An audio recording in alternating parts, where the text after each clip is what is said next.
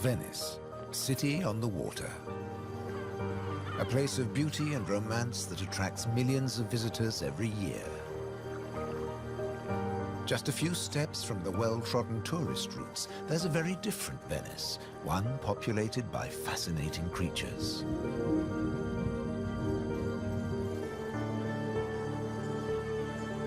This film explores a Venice that few people ever see, a city that has a surprising double life.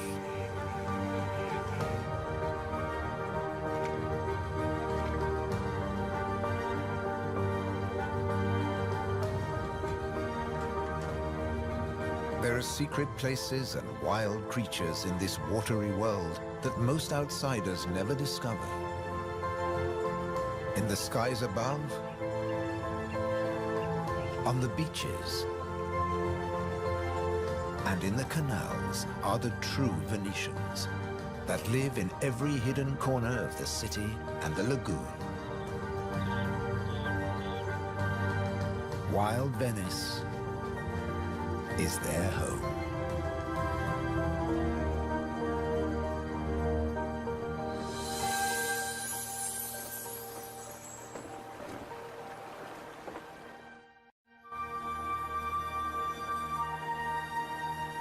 The city of Venice is built on sand, in a lagoon between the sea and the land. First formed from river sediments, man has since created an ecosystem as fragile as Murano glass. Covering 550 square kilometers, it's one of the largest wetlands in the Mediterranean. Flamingos arrived at these Venetian waters quite recently.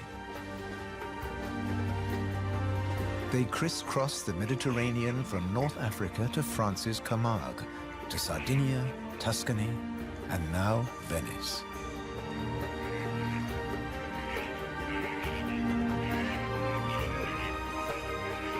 They feed on vegetable matter and small creatures they find in the mud of the lagoon. In the shadow of Venice, the lagoon is the northernmost flamingo habitat in Europe.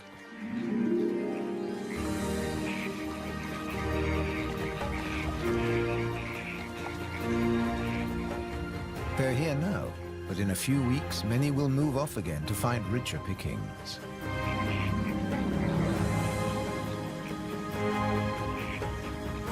Their takeoff may look clumsy, but once in the air, their flight is balletic and elegant.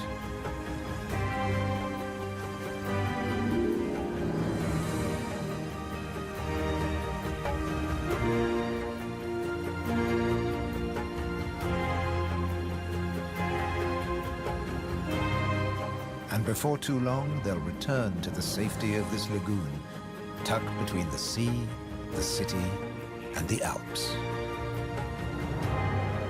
The distant peaks helped form the lagoon. The mountain streams washed their rocky sediment towards the sea to make this habitat.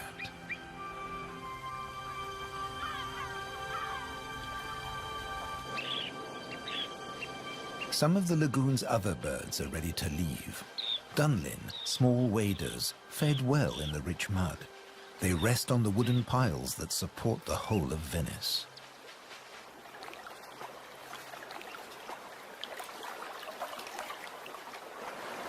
It's spring, time to head off to their northern breeding grounds.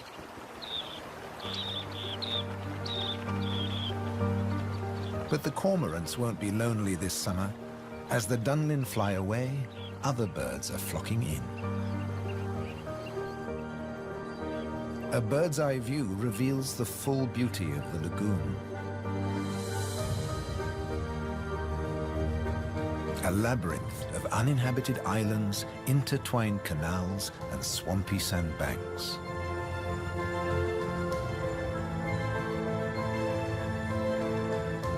These marshy wetlands are known as the Barene. To survive here, plants need to like salt water and flooding. Natural arteries called gabi meander through the brackish gardens, keeping the lagoon alive. The same waters flow through the city. The curving streams between the islands became the magical canals of Venice.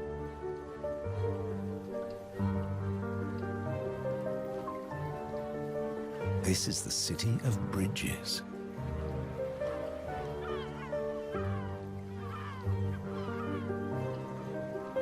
Visitors are mesmerized by the romance of the canals and the ancient architecture, and often miss the smaller, wilder sights around them.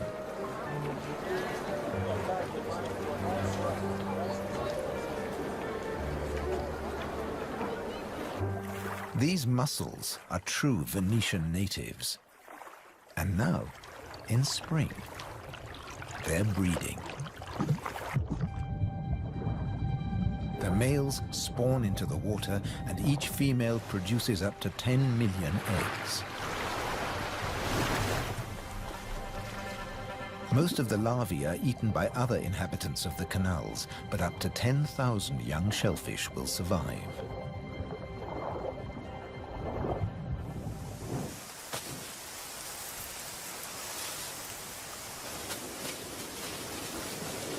Just beyond the city, colonies of birds are breeding too. But a hazard of urban nesting is constant disturbance.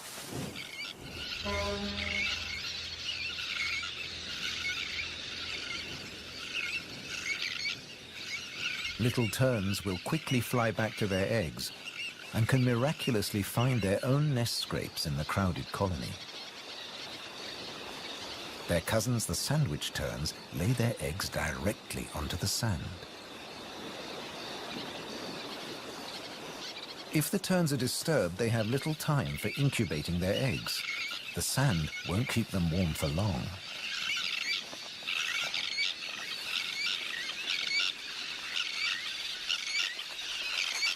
And left out in the open, they could be an easy target for predators.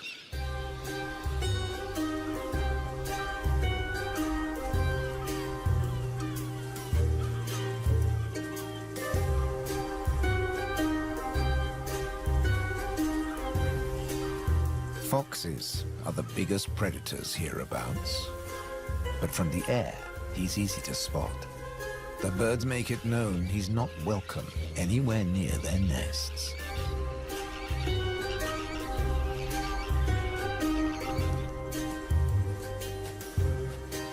Foxes would rather not get their feet wet. Hunting in these swampy areas is a frustrating business.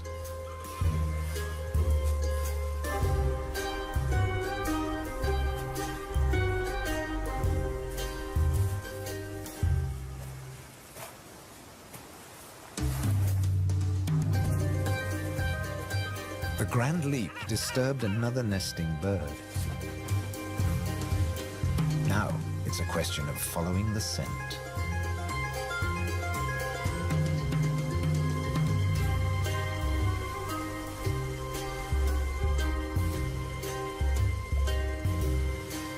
A welcome snack.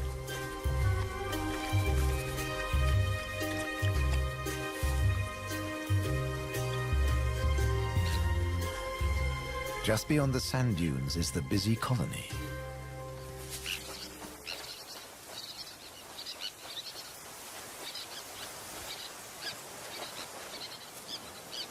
In this mixed neighborhood, a pied avocet is brooding next to the sandwich terns.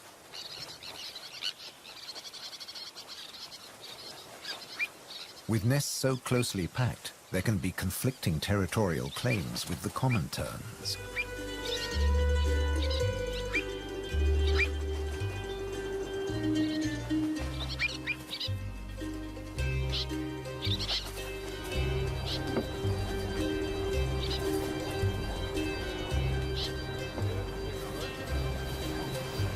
But the avocet stands his ground.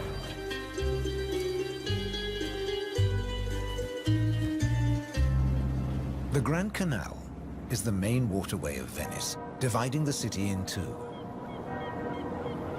It follows the course of the ancient river Brenta that runs from the Alps all the way into the lagoon. It offers a journey through architectural history, starting in the 13th century.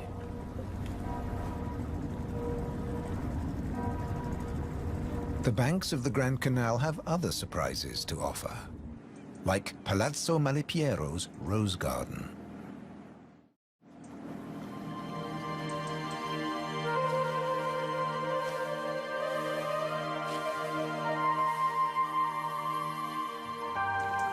Nestled between the buildings is a hidden paradise.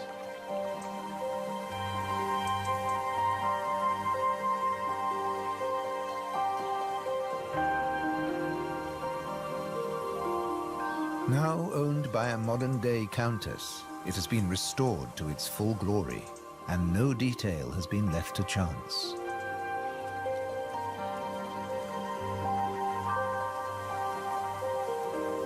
With the luxury of space in a city whose every square centimeter is exploited for maximum profit, it's also a sanctuary for many small animals.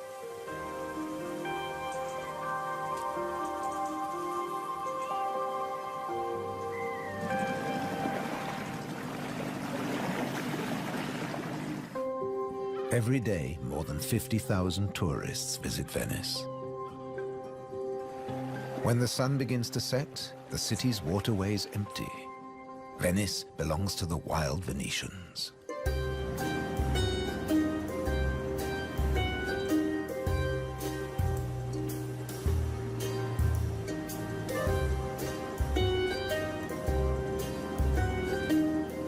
Rats prefer to search for food in the cool night air.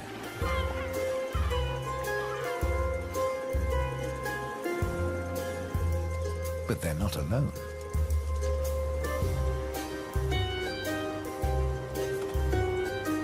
Pine martins are hungry too, and rats are on their menu. Pine martins are welcome in the city as they're natural rat catchers.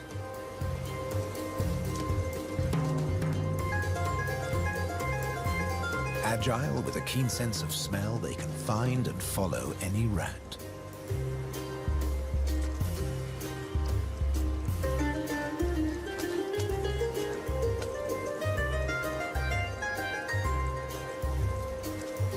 But they're endangered too. Since the rat population boomed, ironically, many martins have been killed by rat poison. The rat won the day, and the pine marten has to settle for dessert.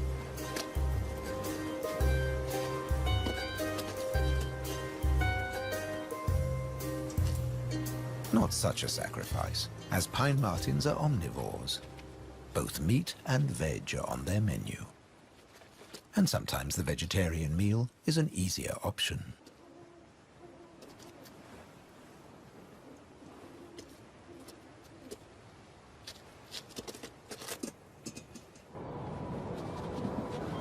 As the rat prepares to sleep, the city of Venice is beginning to wake up. The floating vegetable stalls are the first to move into action.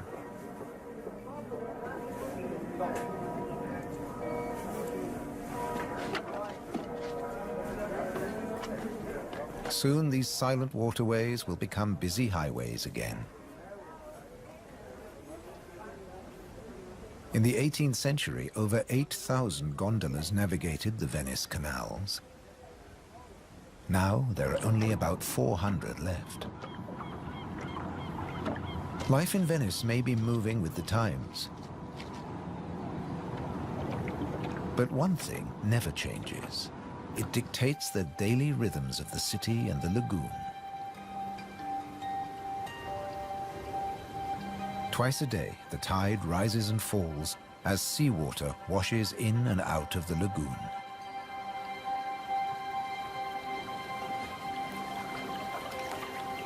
The water level changes by up to 60 centimeters. Smooth lakes disappear into swampy wetlands, only to return hours later.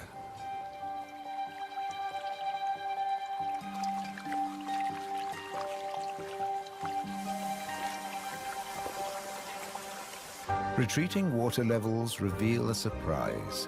Strange islands that look like complicated water mazes. In fact, they're fisheries at the edge of the lagoon. known as the Valle da Pesca.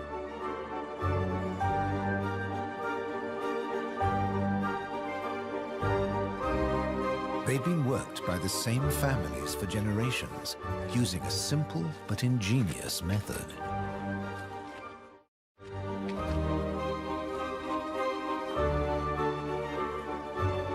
Nets are lowered into the locks that span the water channels.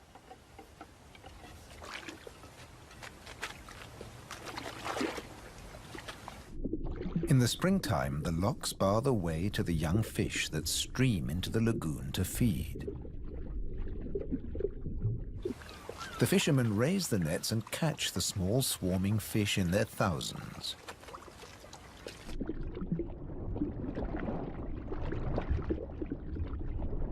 It's easy to scoop them out, but these fish are not for eating.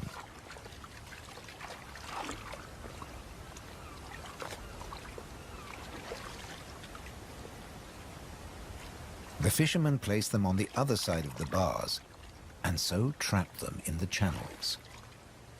Here, the spring fish are held under perfect conditions until they grow big enough to harvest.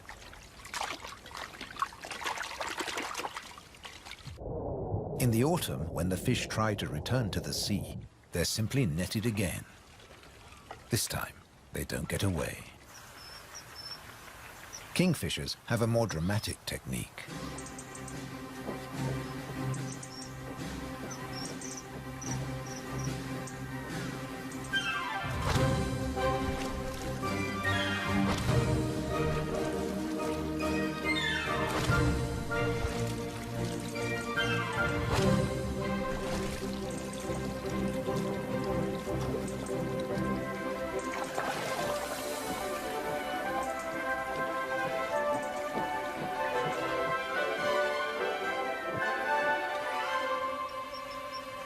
They catch up to 20 fish a day, but need even more if they have nests with hungry growing chicks.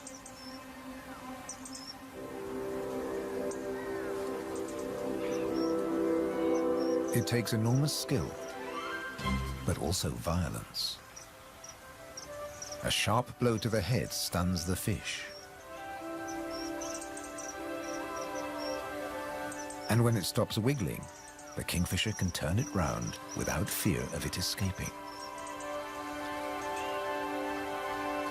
The scales and fins of the fish need to be in line.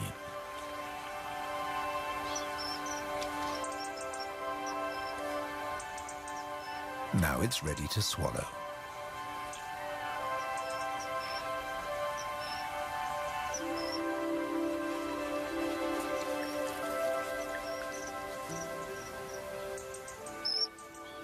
These shallow, brackish waters at the edge of the lagoon are perfect hunting grounds for a kingfisher.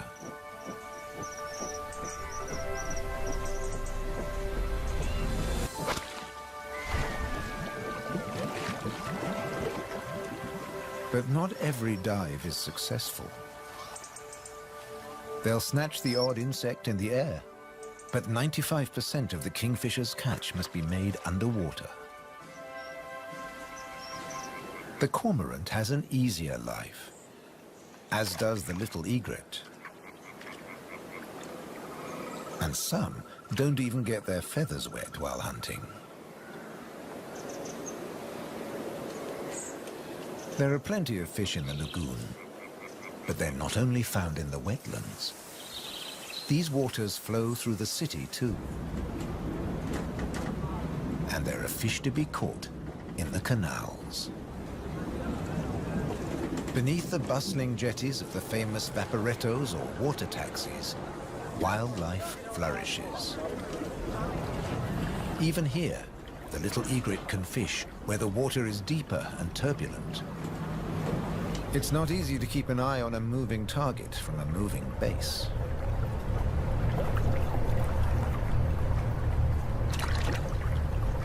But persistence and patience pay off.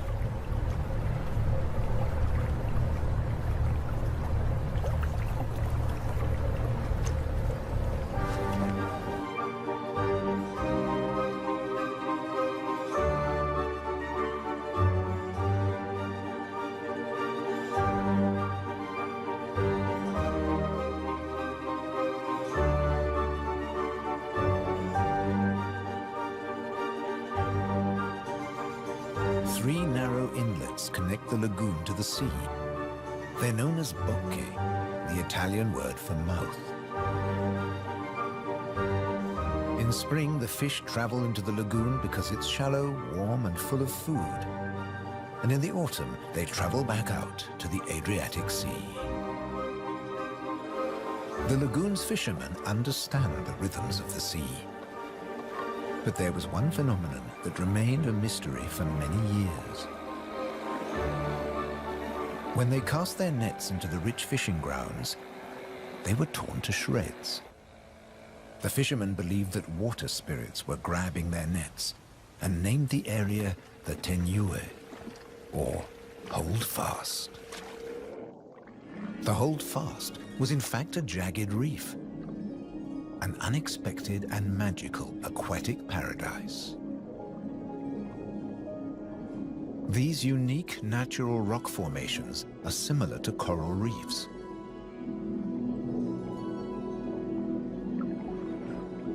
They're home to all kinds of remarkable creatures. Serpent stars,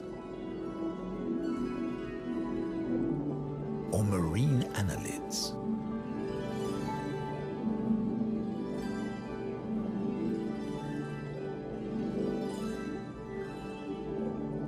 This precious area is now protected. Fishing is forbidden, diving strictly regulated.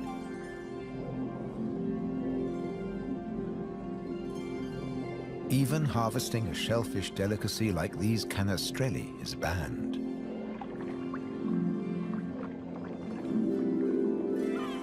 The city of Venice is lucky to have rich fishing grounds on its doorstep. The catch is seasonal, and in spring the fish are small.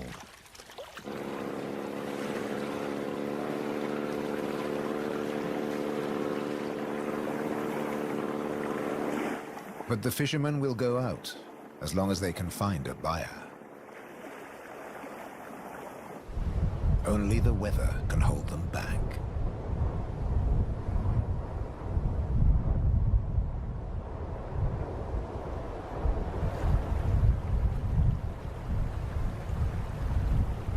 City and wetlands are both at the mercy of the elements. A storm is heading towards the lagoon. When rain-bearing clouds build up against the southern face of the Alps, and when warm southerly winds whip up the sea, water is driven into the lagoon, flooding the city and engulfing the swampland. This extreme high tide is known as aqua alta and can be disastrous for ground-nesting birds. Thankfully, it's rare in the springtime. It strikes more often in the autumn. Storms can vanish as fast as they arrive, and the limpid sunlight that Venice is so famous for bathes the city again. In early summer, Venice teems with tourists. The Bridge of Sighs is a popular attraction, but few visitors realize that real Venetian life is happening just a short distance away.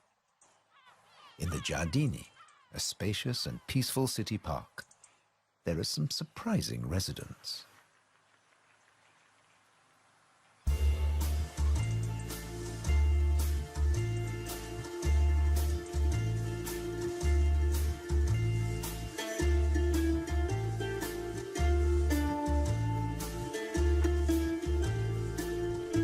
This prehistoric-looking creature is an amorous green toad looking for a mate. After all, this is the city of romance. But for a toad, finding a partner in a city isn't always easy. Even a quiet park is full of danger and disruption.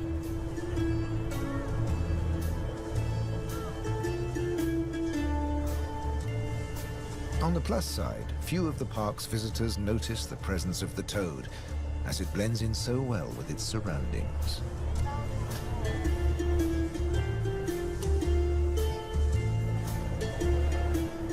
Another of the city's visitors is far more conspicuous. A stark contrast to the ancient buildings it comes to celebrate.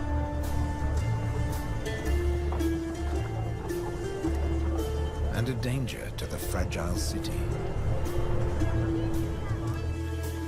The toad at last finds a more secluded waterside spot. Soft light, gentle fountains, the perfect place to mate. Venice is full of secret places hidden away from the main tourist routes. A traditional gondola repair shop nestles between the city's Zattere and Dorsoduro districts.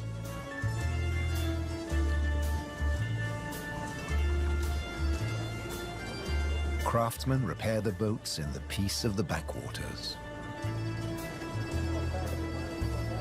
The tranquility also attracts some exotic-looking animals.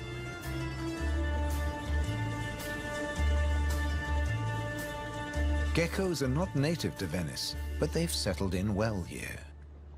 During the day, they'll sun themselves on warm stone.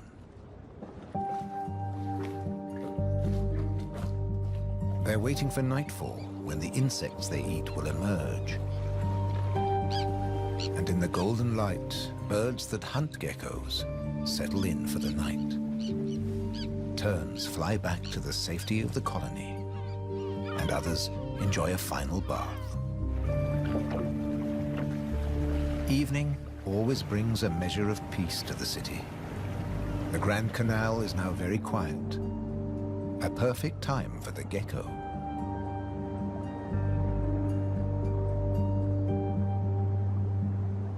Geckos have evolved specially adapted feet that make them excellent climbers. Their toes are covered in millions of tiny branched flaps with incredible adhesive power, so they can grip and climb the smoothest surfaces, even glass. The city is empty now. The Grand Canal is deserted.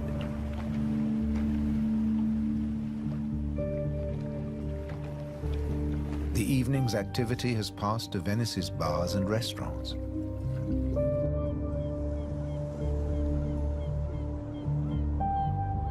By the time the tourists are safely tucked up in their beds, the city is like a ghost town. Almost. A rat has ventured out to make the most of any scraps left behind. He must take care not to become a meal himself. Owls on the prowl. One little owl is distracted by bright lights. There's nothing here but fruit. No good for the owl.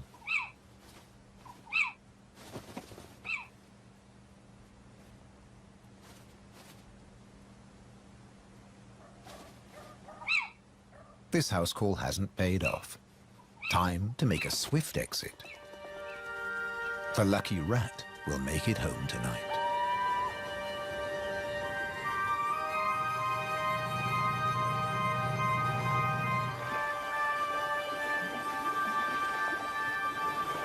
Cormorants bask in the morning sun.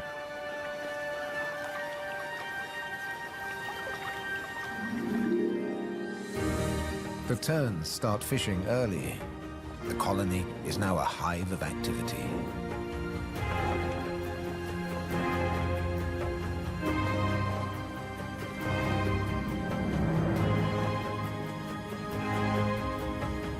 The first chicks have hatched.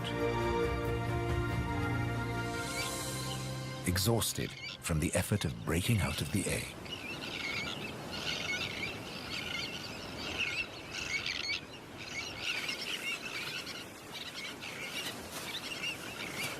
Around them, the colony has turned into a busy Italian restaurant as the adults noisily deliver their food.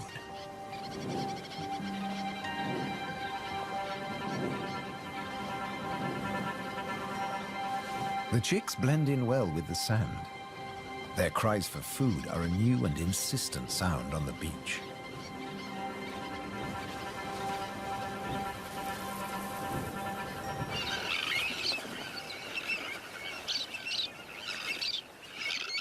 Their calls are echoed by the adults, who do nothing else but feed these demanding youngsters.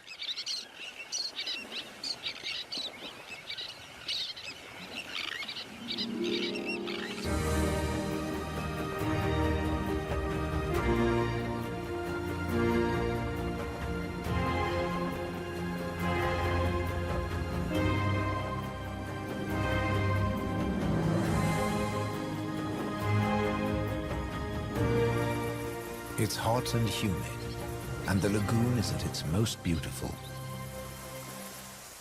The hot summer months are the quietest for the fishermen. They take advantage of this time to mend their nets. They work and even sleep here, with spectacular views of the surrounding wildlife.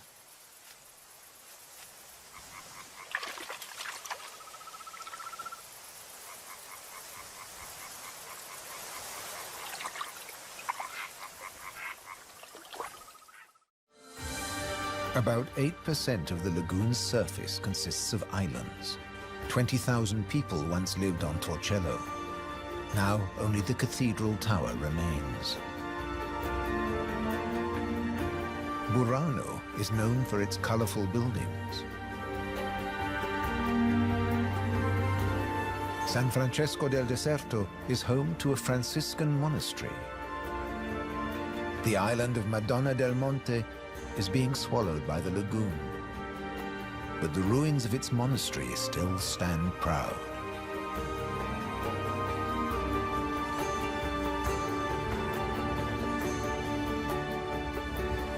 Enchanted places like this are an ideal refuge for wild animals.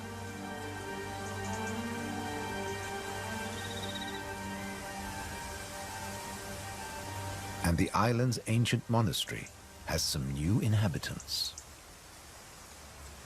The ruins are the perfect place for kestrels to nest.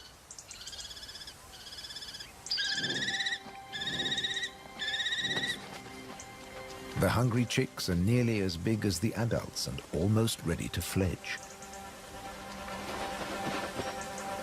Feeding this brood is a full-time job for both parents.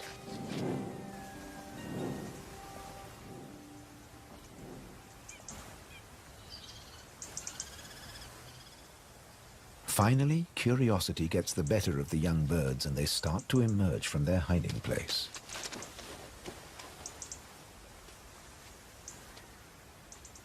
The first nervous explorer is soon followed by a sibling. They wait cautiously on a ledge, while one of the adults watches from afar.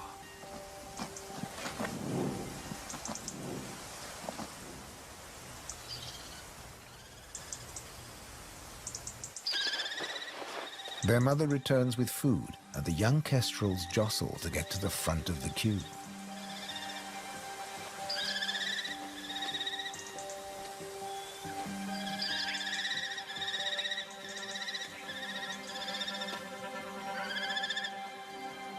The keenest and the loudest chick is fed first.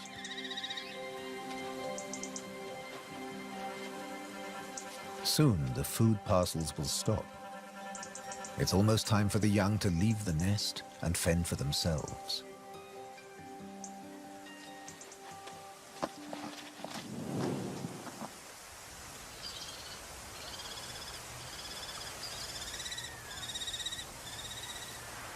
Not all of the lagoon is quite so peaceful. Venice's Lido, with its luxury hotels, is where the human bathers gather.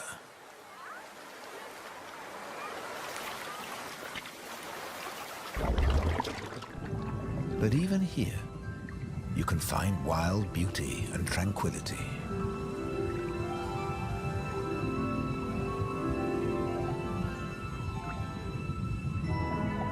In the Tenue, Venice's reef, one of nature's most delightful performances is in full swing.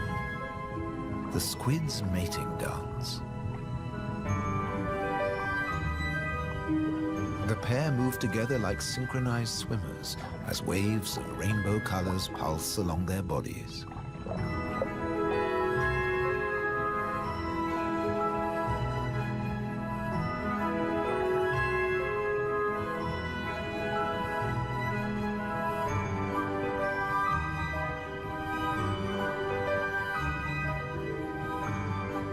It's like an underwater version of the Venice Carnival, complete with face masks and disguises.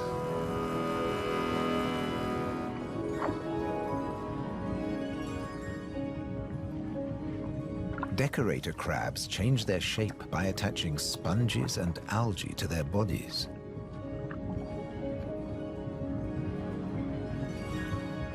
These bizarre disguises are excellent camouflage. The crabs creep past their neighbors and predators like living rocks from the seabed.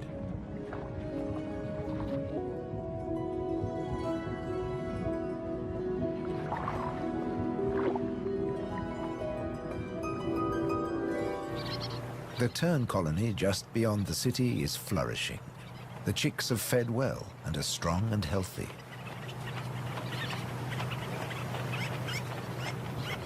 The young birds are gathered in a creche, with 1 or 2 adults looking after them all.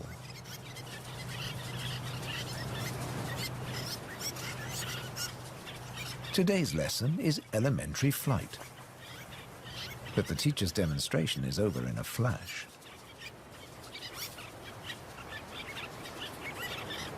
The young birds flap their wings to exercise their growing flight muscles, but they're not ready to take to the air yet.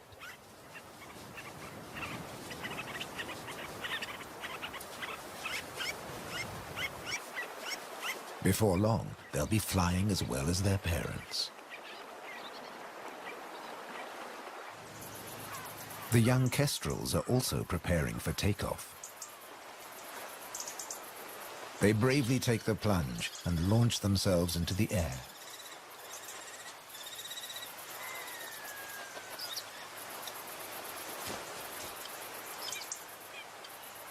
Dropping from a height makes their first flights easier. Once in the air, they're in their element and can glide and flap back to safety.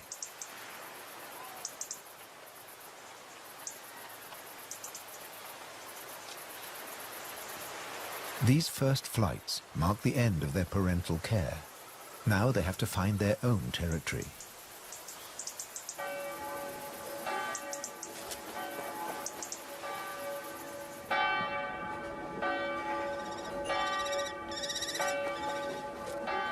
One of the kestrels has made its way to the nearby island of Burano.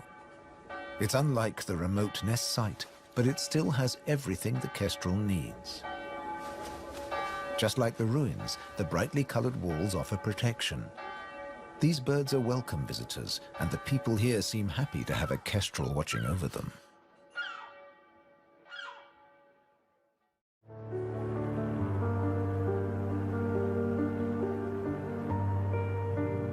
Autumn has arrived, and the wetlands once again change color.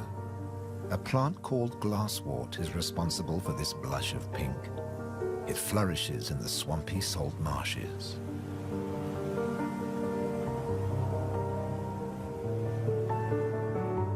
The first autumn mists mark the end of summer. The bright, humid days give way to cooler, grayer hues.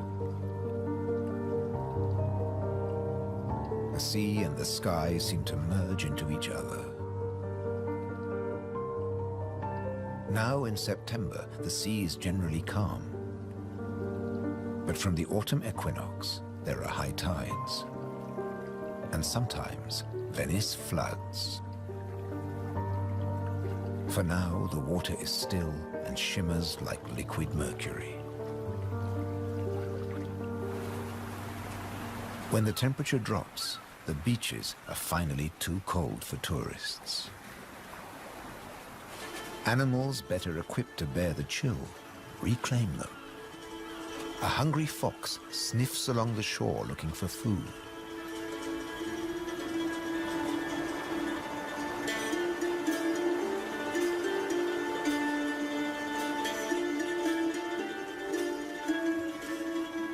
The fox has an excellent sense of smell and can see well in the twilight. It has picked up a strange scent. Something smells good to eat.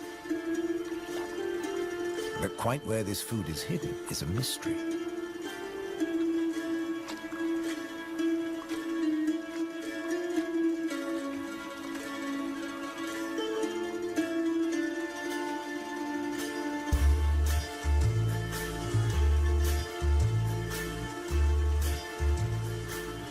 Crabs have been crossing the beach, leaving behind a number of trails, and the fox is very confused.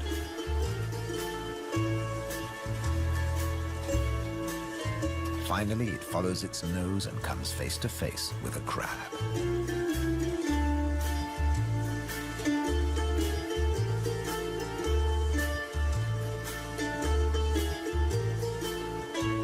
It's an unequal battle, but the crab has the advantage of armor and weapons.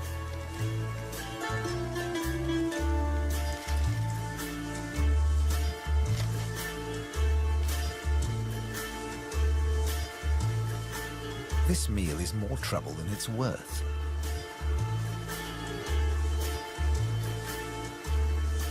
There must be easier pickings. The crab, dazed but victorious, moves off to a more secluded place.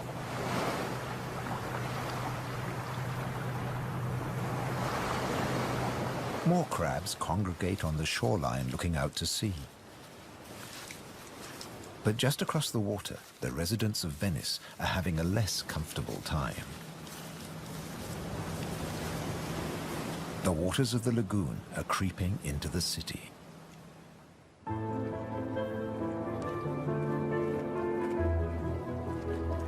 The autumn tides are getting higher, and water is seeping up through every available crack in the stones. The threat of acqua alta, the extreme high tide, is increasing every day. A combination of rising tides and the Scirocco winds cause this extreme event, and the rain just adds to it. Much of the city is only just above sea level, so there's very little to stop the floodwaters. This may look like a swimming pool, but it is in fact St. Mark's Square. Fortunately, this only lasts a few hours. Soft winter fog wraps the landscape like a blanket and brings the year to a close for Venice and its beautiful lagoon. The visitors have marveled at its sights, but many have missed the most fascinating wonders of all, the wild side of Venice. The city is empty now, but visiting season for the lagoon never ends. As one creature leaves, another takes its place.